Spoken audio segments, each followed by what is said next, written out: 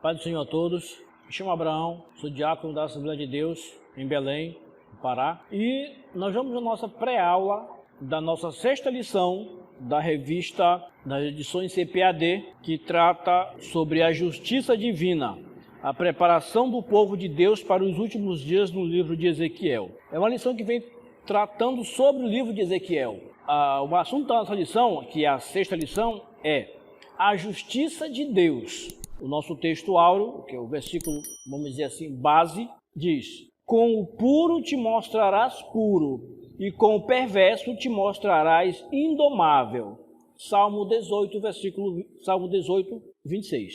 A verdade prática diz: os agentes do juízo divino revelam que a responsabilidade humana é pessoal. Essa lição que a gente vai falar hoje, sobre a qual a gente vai falar, ela vem falando sobre a justiça de Deus. E quem está acompanhando a nossa lição, essa revista, vai perceber, já percebeu, sabe que ela trata sobre algumas situações, alguns pontos, ou exatamente sobre pontos que muito próprios do povo judeu, do povo de Judá. A sexta lição é a justiça de Deus, e a lição que trataremos hoje, sobre a qual trataremos hoje. Elas têm uma base bíblica no livro de Ezequiel, capítulo 14, versículos 12 até o 21. Essa lição, ela vai tratar, no seu primeiro tópico, sobre a identificação do juízo divino. E a gente tem aqui, nesse primeiro tópico, um subtópico que é bem interessante. Lembrando que essa lição, esse nosso trabalho aqui, visa dar um suporte para você que é professor, dentro daquilo que você precisar, e para você que também é aluno, que gosta da escola dominical. Então, o nosso primeiro subtópico, ele traz o discurso profético, porque a ideia principal aqui é a identificação do juízo divino. Olha o que diz: à luz das Escrituras, nós ficamos sabendo que a ira de Deus nunca acontece sem uma causa e nem mesmo sem um prévio aviso. Toda vez que Deus vai agir, que Deus vai fazer, que Deus vai aplicar um ato pedagógico, uma punição ou um castigo, da forma que você entender, sempre está sendo direcionada para um ato pedagógico, um ato de ensinar o povo. Toda vez que Deus chega a esse ponto, ele já falou várias vezes, já explicou, já chamou atenção, ele já procurou corrigir falando, enviando um mensageiro, uma atalaia, como é tratado aqui mesmo no livro de Ezequiel, para avisar o povo ou para avisar alguém sobre a situação, que algo está errado e que precisa ser mudado. Então, o castigo de Deus não é aleatório, não é de qualquer jeito, simplesmente fazer por fazer, mas ele pode respingar no justo. O justo está ali no meio, as pessoas que procuram andar corretamente, mas esse castigo de Deus, ele pode respingar, parece injustiça, mas não é. Esse povo que tinha a luz da lei, que era um povo que conhecia acerca da lei de Moisés, esse povo também entrou na escuridão do paganismo. Quando ele se afasta de Deus, ele sai da lei, sai da luz, da claridade da lei e entra na escuridão do paganismo, do não enxergar, de fazer um bocado de coisas erradas, aquilo que Deus era contra, que era abominação ao Senhor e que já vimos nas lições anteriores. Então, o povo não podia fazer isso. O povo não devia praticar dessa forma, agir dessa forma. Não devia se desviar da lei, do plano de Deus, daquilo que Deus queria para ele. É bom lembrar que Deus tinha feito um acordo com o povo e o povo com Deus, que aquele povo seria o povo de Deus e aquele Deus, o Deus Jeová, seria o Deus daquele povo. Então tinha um acordo fechado entre eles. Esse povo sai de uma nação distinta, de uma nação diferenciada, separada, para uma nação comum, quando ele resolve sair do plano de Deus. Pensemos no Salmo 91. Eles saem da proteção, eles saem do esconderijo do Altíssimo, debaixo da potente mão de Deus, da proteção de Deus, com esse comportamento que eles se apossaram, da forma como começaram a agir, e eles ficam expostos. Da mesma forma, acontece hoje, quando o povo resolve, quando aquele que conhece a Deus, que tem conhecimento acerca da lei de Deus, ele resolve sair da lei de Deus, dessa luz, dessa claridade, ele entra numa escuridão de paganismo, de pecado, de coisas que Deus condena, de abominações, e ele passa a não ter a proteção de Deus. perde a proteção de Deus. A vontade de Jeová, a vontade de Deus é abençoar o seu povo. Sempre foi essa a vontade de Deus. E Deus deixou isso muito claro para o povo. Ele diz que se vocês seguirem, se vocês andarem de acordo com o que eu estou dizendo para vocês, com a minha lei, com a minha palavra, com os meus mandamentos, vocês serão abençoados. E eu abençoarei vocês de forma extraordinária. E ele dá uma sequência de pontos de bênçãos. Mas se eles não fizerem, essas bênçãos não chegariam para eles. A mão que abençoa é a mesma mão que castiga. A mão que faz um afago na cabeça do filho é a mesma mão que castiga, com o sentido de ensinar, com a intenção de ensinar, de mostrar o caminho certo, de despertar a atenção para o certo, para o correto. E uma coisa interessante que não pode faltar é o arrependimento. Arrependimento é fundamental para o perdão. O povo não se arrependia. O povo não se arrependia.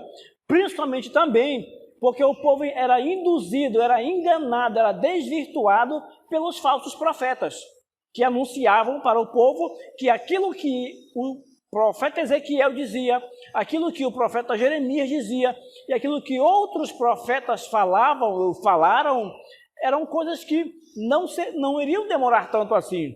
O cativeiro?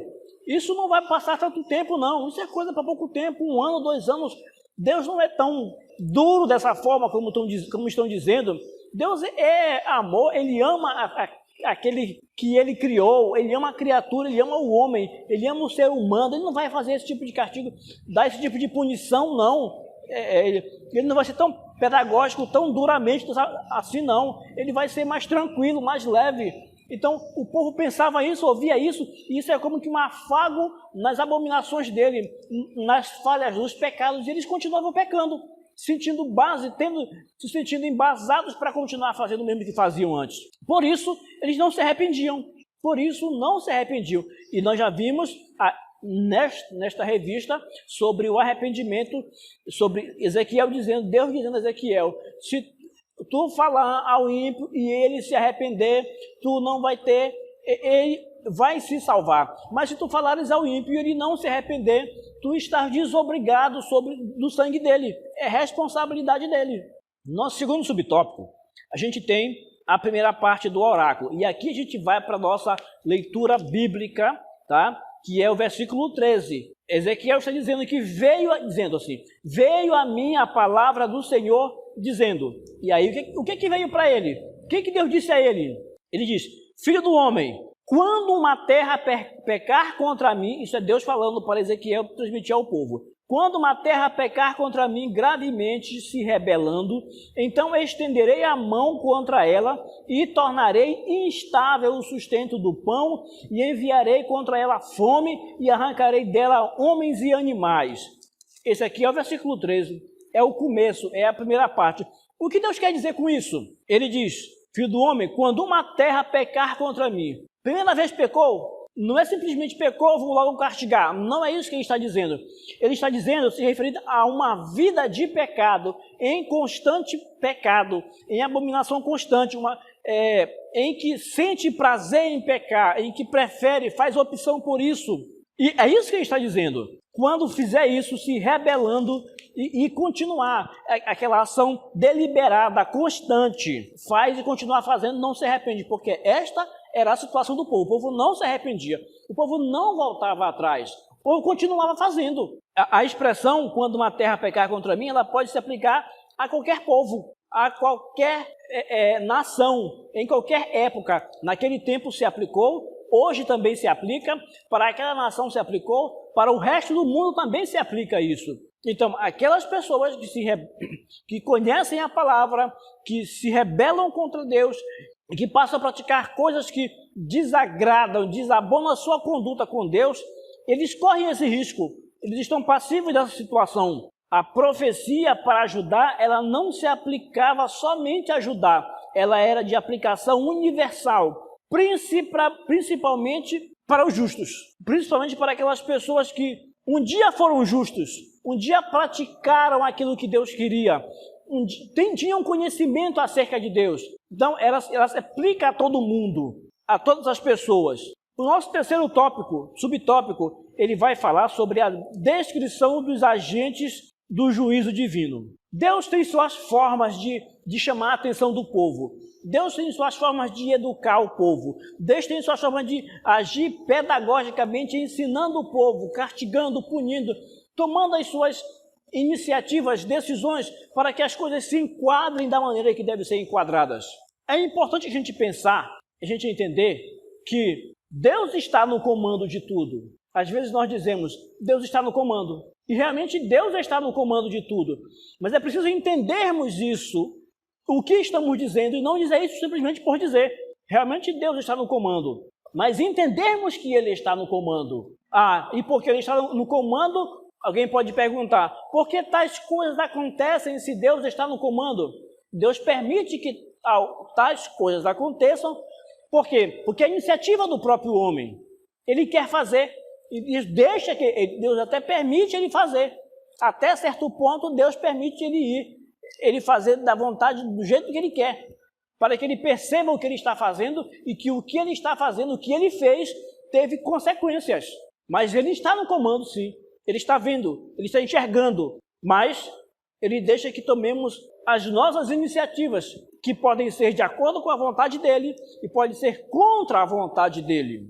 E Deus tem as suas formas, os seus agentes para aplicar essas ações que precisam ser aplicadas por vezes. E é Jeová quem manda a chuva, é Jeová quem fertiliza a terra, é Jeová quem faz os campos produzirem, está embaixo da mão de Deus essas ações. Mas as pessoas às vezes agradecem a outras situações, não agradecem a Deus, agradecem a outras divindades, a outras possibilidades, não agradecem a Deus. E Deus, como já disse, tem as suas formas de agir contra estas pessoas que resolvem bater de frente com Deus, tomar suas próprias iniciativas. Deus também tem a espada, a fome, a peste, várias formas de agir. Isso são exemplos citados que aparecem na Bíblia em situações em que as pessoas resolviam agir contra a vontade de Deus. Isso acontece lá com o povo, com os assírios, quando eles estão no auge e fazem coisas que não devem fazer. Isso acontece lá com os babilônicos, quando eles estão no auge e fazem coisas que não deviam fazer, abusaram das suas ações. Isso acontece com o povo de Israel, de modo geral, os dois reinos, norte e sul, povos que tinham ligações com Deus, acordos firmados com Deus. Deus os escolheu como seu povo para ser o Deus deles, e eles aceitaram isso, mas depois desligaram de Deus, agiram por outros caminhos, de outras formas, e Deus então tem uma forma de chamá-los à forma correta de agir, chamá-los à vivência correta. A gente já viu nesse mesmo livro de Ezequiel, que trata sobre o povo de Judá, a ação de Deus. Deus chegando quando vai retirar a sua glória do templo, do meio do povo, tirar a proteção dele, ele libera para que as ações aconteçam, para que as perseguições aconteçam, para que as invasões aconteçam. Ele retira a proteção dele. É um retirar que, primeiro, o homem se manifesta no sentido de sair da proteção de Deus. Como? Fazendo aquilo que Deus não se agrada.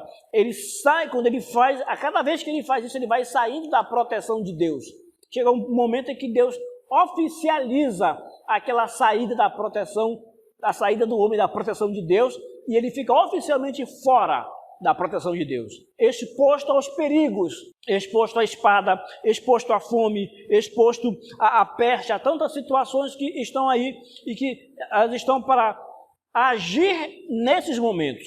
O nosso próximo tópico, que é o terceiro tópico, o segundo tópico, ele vai falar sobre a petição que Deus não atende. E aqui a gente fala de intercessão. Intercessão. Nesses momentos difíceis, a intercessão, ela costuma aparecer por parte de algumas pessoas, intercedendo pelo povo, intercedendo por um país, intercedendo por um rei. Por qualquer que seja a situação, em qualquer que seja o caso, sempre tem alguém que está intercedendo. Mas existem situações nas quais essa intercessão de Deus, ela não é respondida. E a gente vai ver exatamente sobre isso aqui. sobre a petição que Deus não atende. O nosso primeiro subtópico, ele vai tratar sobre exemplos de intercessão pelo pecado, intercessão de homens pelos pecadores. E a gente tem exemplos interessantes aqui, exemplo de Moisés, exemplo de Samuel, exemplo de Noé, de Daniel, de Jó. São exemplos de pessoas que intercederam por povos, por pessoas, por nações. E o nosso primeiro aqui é sobre exemplo de intercessão pelo pecador. A gente tem que Deus aceita poupar as cidades de Sodoma e Gomorra e atendendo a oração intercessória de Abraão. Foi uma oração em que Abraão dizia, se tiver 50 justos, o Senhor poupa a cidade. Se tiver 40, ele foi baixando. Só que chega um momento em que aquela situação não é mais viável, não dá mais para fazer. Ele insistiu, até que ele intercedeu, olha, se tiver 10 justos, o Senhor poupa a cidade. O justo pode interceder e Deus pode responder. Deus pode atender essa intercessão, esse pedido do justo. Nesse caso aqui, Deus estava disposto a atender o pedido, a intercessão de Abraão, o pedido de Abraão com relação a Sodoma e Gomorra. Principalmente por causa de Ló, que era sobrinho de Abraão e estava lá. E Deus resolveu aceitar. Só que quando na avaliação final, não tinham 10 justos na cidade. Não tinha 10 pessoas que pudessem levar o pedido de Abraão a ser atendido por Deus. É importante a gente perceber que, às vezes, as situações precisam ter limites. E a gente vai chegar nisso mais à frente. O profeta Ezequiel, ele deixa claro, ele mostra, ele refuta uma ideia que é o imaginário das pessoas, imaginário popular, de que Deus é obrigado a tolerar o pecado do povo por causa do justo da cidade.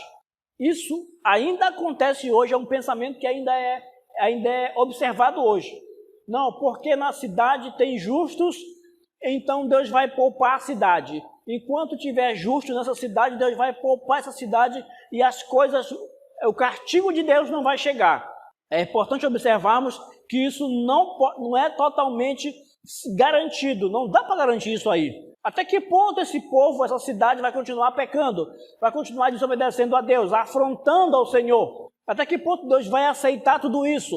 É importante pararmos e observarmos pelo fato de na cidade haver justos, não é garantia de que Deus em momento algum vai deixar de punir aquela cidade, vai deixar ela fora, livre, porque tem alguém justo ali. No nosso próximo ponto, mais adiante, a gente vai observar, que é o nosso segundo subtópico, a gente tem um castigo inevitável. E eu disse antes, ainda há pouco, que chega um momento que a ação de Deus é inevitável. A ação de Deus vai chegar. Chegou um momento para Sodoma e Gomorra que era inevitável. Deus tinha que fazer alguma coisa.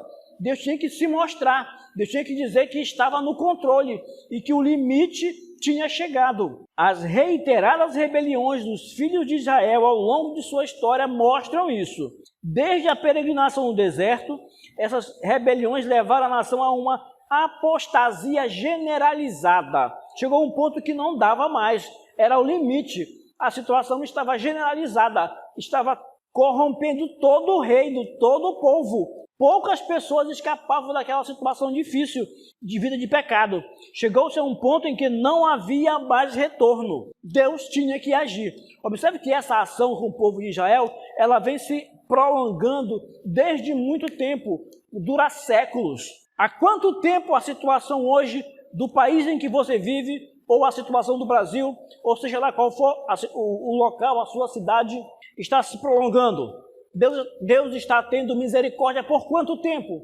Há quanto tempo Deus está sendo misericordioso com o povo? Chega um ponto que mesmo havendo justo na cidade, Deus vai agir. Deus vai agir de forma a reprimir mesmo, a castigar aquela prática delituosa, abominável ao Senhor. E isto aconteceu, a gente tem um exemplo, aconteceu com o povo de Judá.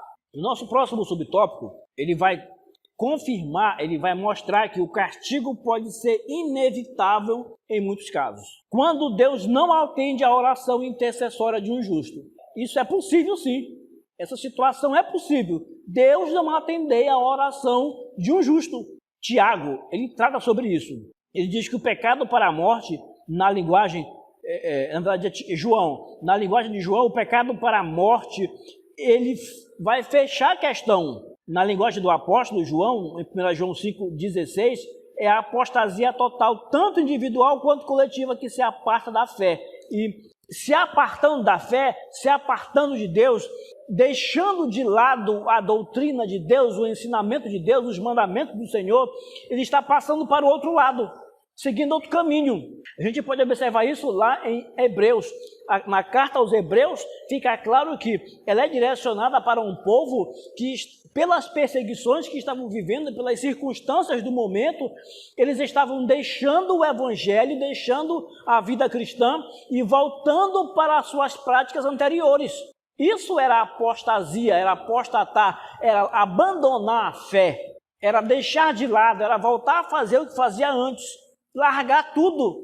A gente pode observar que esse comportamento não é aprovado por Deus de forma nenhuma. E eu volto a repetir, arrependimento. Sem arrependimento não há conversa, não adianta interceder. Por mais que o justo interceda pelo injusto, mas se não houver arrependimento por parte do injusto, por parte daquele povo, daquela pessoa, daquele grupo, daquela nação, a situação de ação de Deus fica bloqueada. Por quê? Porque não há arrependimento, a pessoa não quer, a pessoa não se arrepende, não demonstra nenhum interesse, nenhuma forma de se arrepender. Então, a situação, o jeito é continuar como está. O perdão de Deus não ser alcançado, a misericórdia de Deus não ser estendida, porque não há arrependimento, não há interesse. No nosso terceiro tópico, vai falar sobre a intercessão de Noé, Daniel e Jó. E lembrando que ainda no tópico anterior, só para a gente fechar ele de forma bem tranquila, alguém pode pensar, o meu pastor pode interceder por mim. Eu vou continuar fazendo isso, o meu pastor pode interceder por mim. O meu líder pode interceder por mim. O meu líder de célula, o meu pastor, meu pai, minha mãe, eles têm uma vida voltada para Deus, uma vida digna de interceder por alguém e Deus atender. A salvação de cada um é individual. A salvação do ser humano é individual, cada um é responsável pela sua própria salvação, para agir, para se comportar de forma que Deus perdoe, que Deus mantenha com ele um contato, uma ligação e que ele seja aceito por Deus, que se possa realmente dizer que Deus o justificou. Então, não dá para confiar, entender que eu vou continuar fazendo e o meu pastor vai interceder por mim, meu pai, minha mãe, seja lá quem for. Não. E esse tipo de comportamento não é aprovado por Deus. Não dá para ver essas pessoas como um seguro, não dá para ver o líder, não dá para ver qualquer pessoa temente a Deus como um seguro, uma garantia. A salvação é individual, cada um responde pela sua própria vida.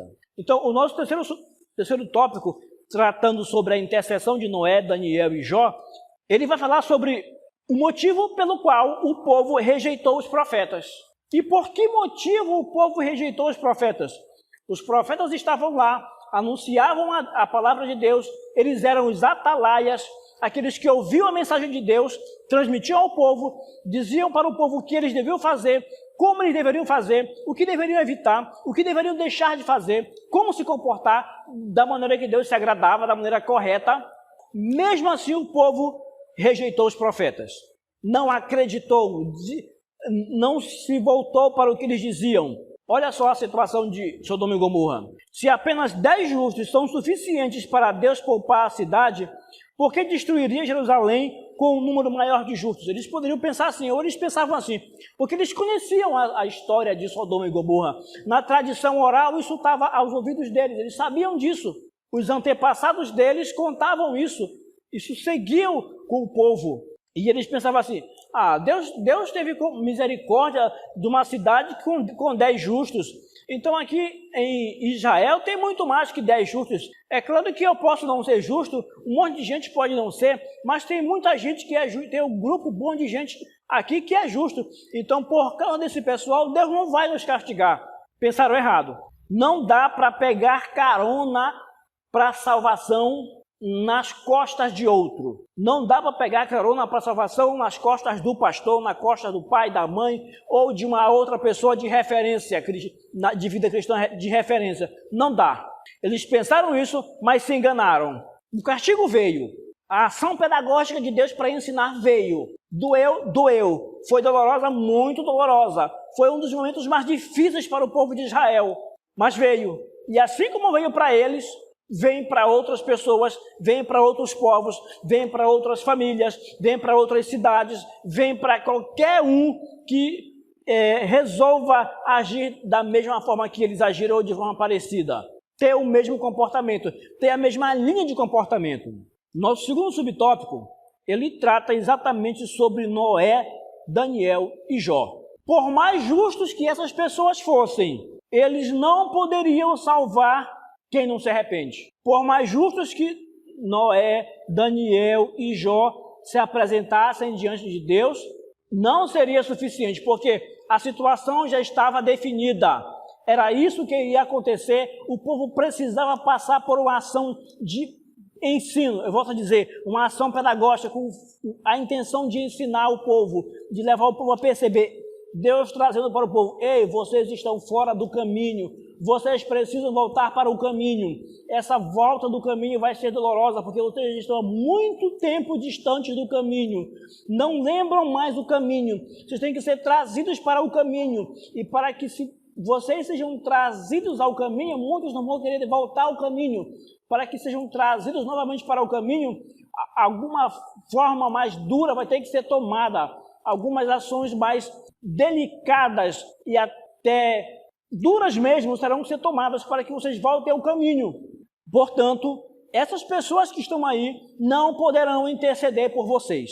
Vocês fizeram, agora vocês vão ter que encarar os fatos, as práticas, a consequência das práticas que vocês fizeram. E tem o nosso último subtópico, que é o profeta Daniel, que ele é mais de complementação. Alguém pode pensar, ou é levantado em alguns casos, de que esse Daniel que é referido aqui não é o mesmo Daniel, não é a mesma pessoa. E nesses dois casos não é a mesma pessoa. Vou ler para você. O profeta Daniel, nos últimos tempos tem surgido alguns questionamentos sobre a figura de Daniel, sobre a identidade dele. Se esse Daniel colocado aqui no trio que eu falei, Noé, Daniel e Jó, é a mesma pessoa. São dois os argumentos para explicar, para não ser o profeta. Qual é o argumento? A forma de escrita do nome. Porque em um momento aparece escrito de uma forma e em outro momento, em outro local, aparece escrito de outra forma. Então, há um questionamento sobre se é a mesma pessoa ou não. De modo geral, considerando que seja a mesma pessoa, e quero crer que é a mesma pessoa, Daniel era contemporâneo de Ezequiel, então tinha motivo para ser citado. Ele era contemporâneo de Ezequiel, daquele povo todo ali. Ele passou por 3 momentos de 3 reis da Babilônia, durante esse período do exílio. Então a possibilidade de que seja o mesmo Daniel, nessas situações descritas, é muito grande. Mas isso é questão de menor importância. É uma questão de menor importância. O fato é que existem situações que a petição de um justo não vai responder, não vai agir, porque a situação já está extrapolada, avançou os limites. E Deus vem com as suas formas de cobrar, de chamar a atenção do povo, de despertar o povo para o juízo divino. Na nossa finalização, nossa conclusão, a gente vai observar que nós temos exemplos aqui que mostram que Noé, Daniel e Jó foram grandes homens na história, mas isso não foi peso suficiente, nem seria para Deus atuar de forma a não aplicar o castigo ao povo. Se Deus não aplica o castigo, o povo continuaria da mesma forma, porque o povo não ouvia os profetas, não ouvia. Até porque tinha os falsos profetas que enganavam o povo. Assim como existe hoje pessoas enganando o povo, levando o povo a se desvirtuar, a sair do caminho. Existem pessoas fazendo isso hoje, com ou sem intenção, normalmente com a intenção de conseguir alguns objetivos particulares. Existe gente fazendo isso hoje, e o povo correndo riscos. Nós concluímos então, a lição conclui que concluímos a nossa lição conscientes de que o enfoque da justiça de Deus nesse discurso de Daniel diz respeito à retribuição divina ao pecado. Aquilo que o homem planta, ele colhe. É basicamente isso. Aquilo que ele fez, não se arrependeu, não quis mudar de vida, não mudou de vida, não mudou a prática, não mudou o comportamento. Deus vem trazendo, chamando o povo ao arrependimento e não tem arrependimento, então ele aplica o castigo, ele aplica a ação pedagógica, a ação de ensinar o povo de maneira, dessa vez, mais dura, mais pesada. E o povo vai sentir. Nós finalizamos por aqui, pedimos que você assista aos vídeos anteriores sobre esta revista. Ele vem tratando destes assuntos que nós falamos no início, com várias lições. Cada domingo uma lição diferente, é estudado uma lição diferente.